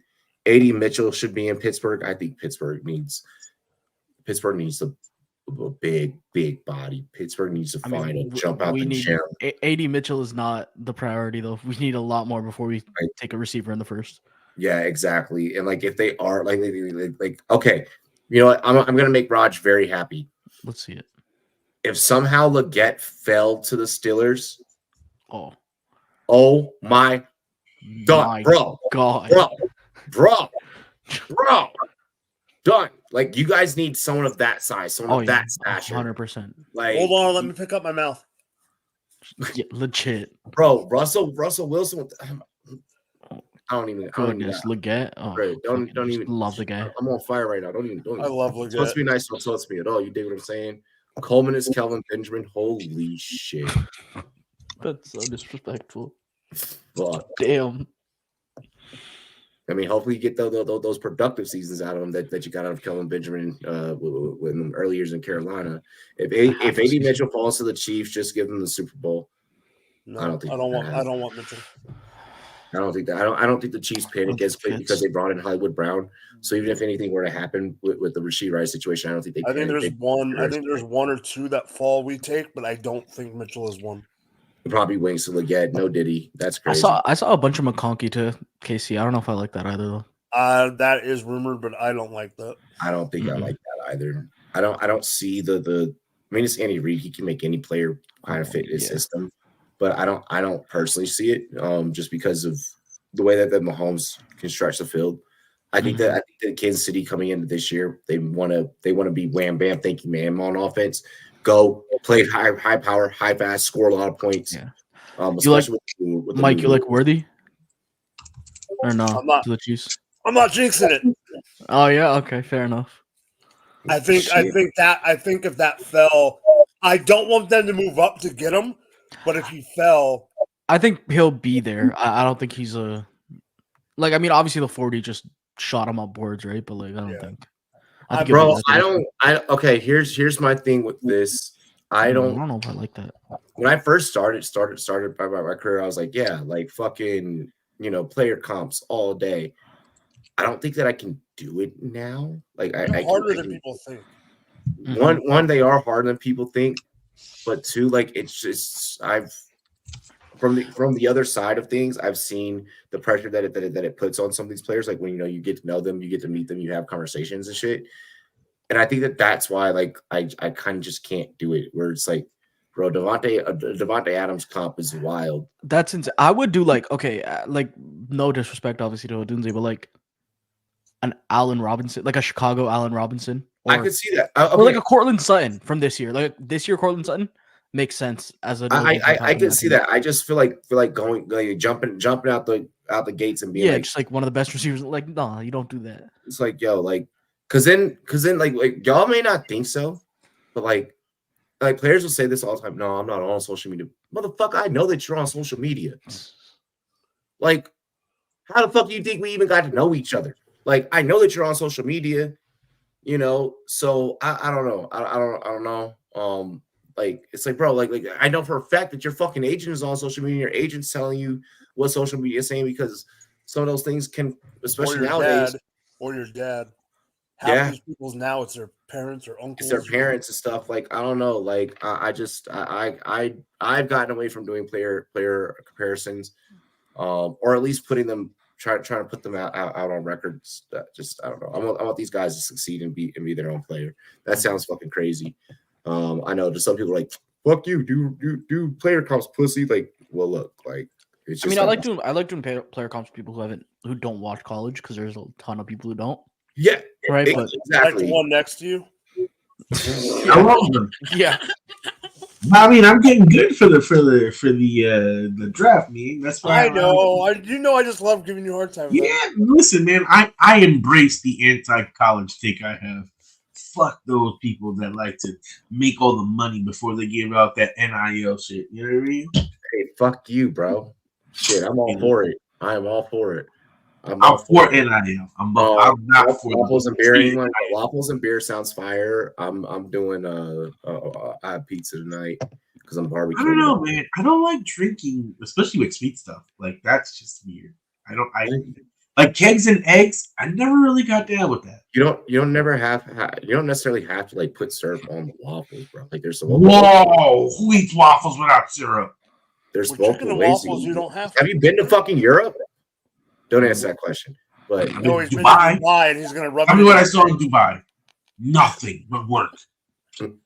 Even Ken Burkhardt on his YouTube compared him to Adams. I think that's fucking crazy. Kurt is not as like. I mean, yeah, he's a good. I respect him. He's a colleague. You know, like better than some. Yeah. He is better than some. Most comps are so far off. They go off number one number from the combine. I know, and that's that. I think there's better things I can. There's no offense to the people that do player comps, but there's other things I can do in my career that can provide information and education around the sport that we all love than me trying to fucking fish through player comps when it's like, I don't know, like it's just to me it's just a way of being like, this person's the next Justin Jefferson. It's like, bitch, no, they're not. Like you're just saying that for clicks. Like, you know. I'll say this though about player comp. Sometimes like when you make a player comp, you might be like, okay, this player has a better skill set, or their skill set is similar to the way they do it. It's not gonna matter unless you're really watching the film. The player comp's not gonna matter because you're not gonna fucking stand it anyways. Wait, Taco watches football. Right? How special is Marvin? Nothing is worse than people pushing Neighbors or Marvin propaganda, or Neighbors over Marvin propaganda. As a Michigan fan, Marvin is fucking special, man. Don't even. Marvin is absolutely special. I want the Giants to get Neighbors at 6 so bad. We need to receive. Here is how I will address this. Okay. In our industry, certain people. For me, I'm always gonna feel like I'm gonna keep it real with you guys. Nothing that I say is whatever I say is my opinion. Like, we play a video at the beginning. The thoughts and opinions are ours and ours only. Everything's gonna be my opinion. It's gonna be my take. It's gonna be my observations, so on and so forth.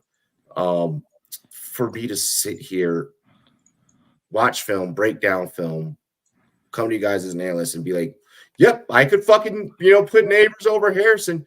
It'd be wild for me, especially because you guys have watched me break down football for so long.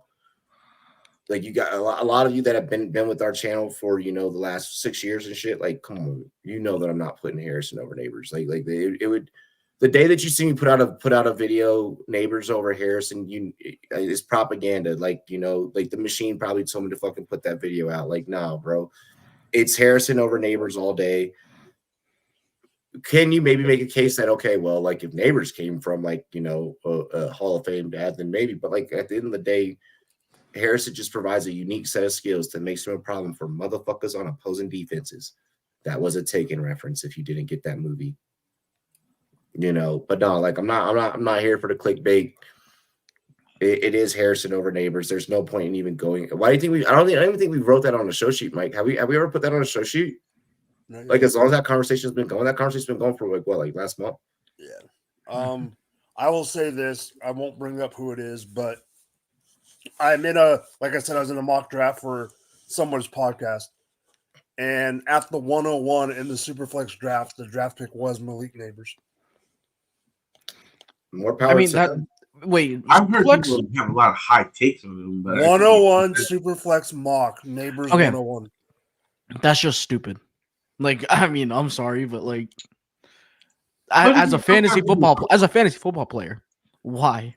My thing is, let alone prospects, right? But let me ask you this, Raj.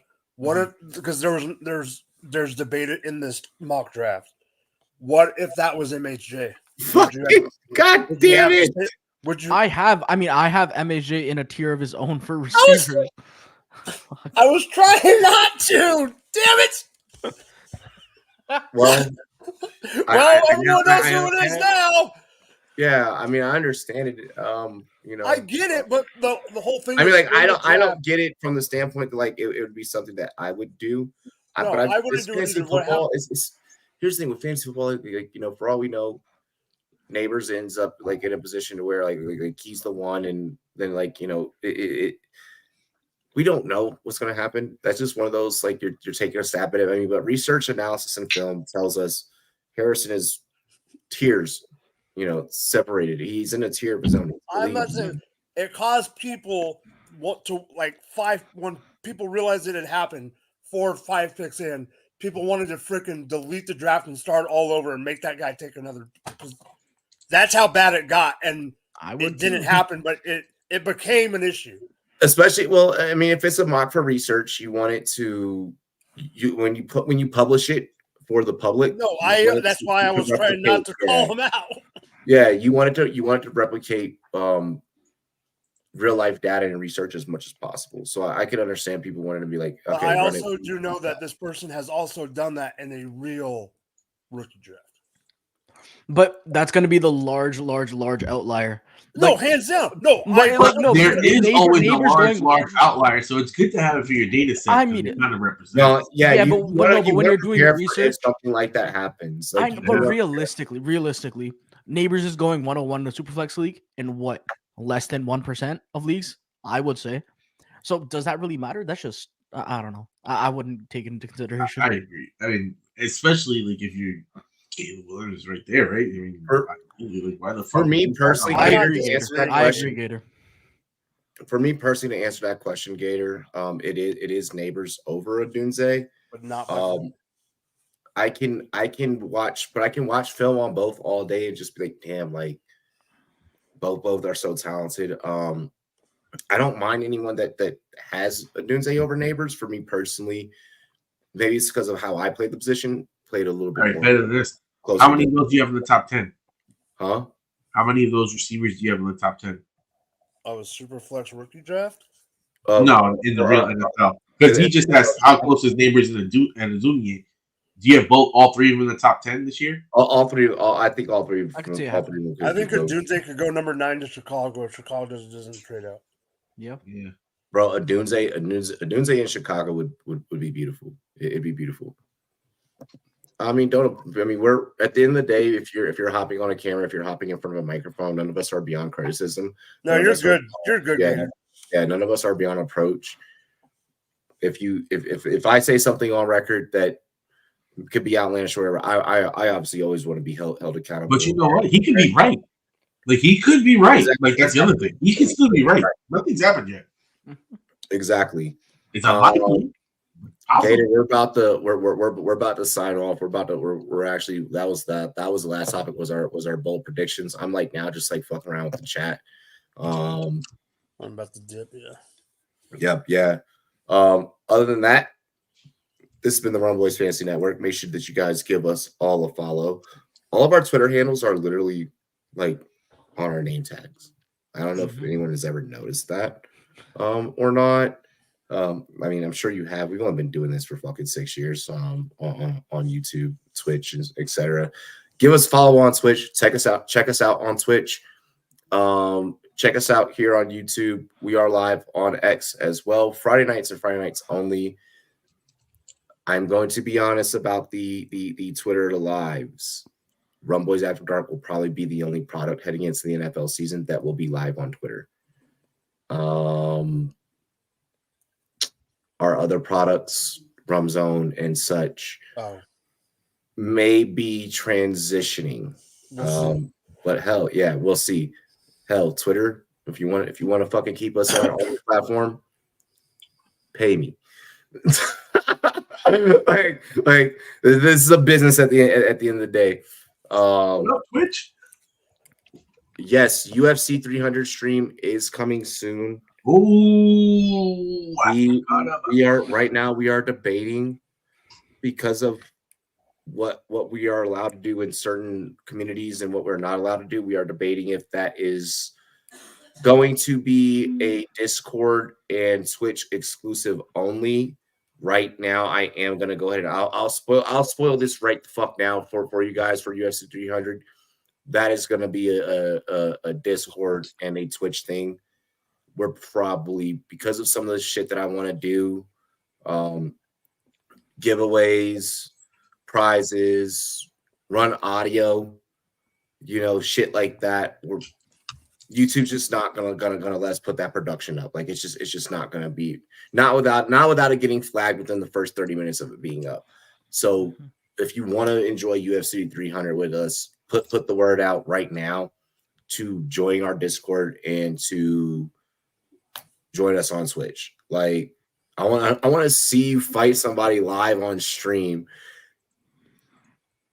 None of them live here. Like like he means go out and find someone in the wild, like a Pokemon. Yo, that is wild. Just go out in the wild like a random person. And you'll square up. Robbie encounters Bum on the street in the wild. Gosh, we're the opposite. Let's go ahead. Let's do our ceremonies toast so we can get out of here. We get out of here in peace. Street fights. Oh my gosh. Oh my gosh. Y'all are wild. Rum fights. I'll box another streamer for a contract. I'll box another streamer. No longer Kai because he's part of the team, right? Whoa. Yeah. Hey Kai, I love you. Who we going for now? What's the other one? Extreme Speed, whatever. That dude, that Speed, whatever. When the girl went out to him and he's like, "Oh my God, you smell." Oh, Speed. I ain't fighting Speed's young ass, bro. That'd be crazy. Like he's a kid, bro. How old is he? You know what it is? He got so popular and big that you don't even realize how young some of these kids are. Nah, I couldn't even. I could box TikTok Riz party. Robbie versus Taco main event. I know who I'm betting on. I'd sleep Taco. He's like, I'll fight Taco. Fuck that. Hey, the problem is that Taco will show up on time for the fight. I'm not boxing dude. I'm not boxing dude. I'll box Agent. I'm not boxing dude. Bro. That man got hood strength, bro. I feel like Agent got hands though. Are you saying that because he's Canadian? Nah, just cause don't nobody in Canada got hands, Rod. Stop it. Bro. GSP, come on now. Oh yeah, don't never have hands from Canada. Do not disrespect. I was the last Canadian. Hey. That's all we need. All we need is GSP. He's That's the all GOAT. you need with GSP. That's what I'm saying. Y'all's toughest rapper is Drake, and he's only tough because Baca is standing behind him. Hey, the toughest rapper is Bieber. Well, Bieber's a GOAT. Listen, Aubrey is an R&B artist. Okay, think of him like The Weeknd. Okay, he hasn't responded since. Really quick. Do y'all think that Aubrey responds? J. Cole respond? Do you think that Aubrey responds? Aubrey hasn't responded since Pusha T. Yeah, probably not. Yeah, I don't think. I mean, Aubrey did respond. He became a productive father. Like, right? Yeah. I mean, he did respond. Listen, we're actually calling him Aubrey instead of Drake. Like, he's already not responding. Like, it's already over. Oh my! Like I said from the beginning, it's about J. Cole versus K-Dot. That's what we're all here to see. We went straight to the main event. Cheers to me. Cheers to you. All the Rumboyz and girls want to do. Dilly. We love and appreciate you. Thank you for tuning in. Dilly.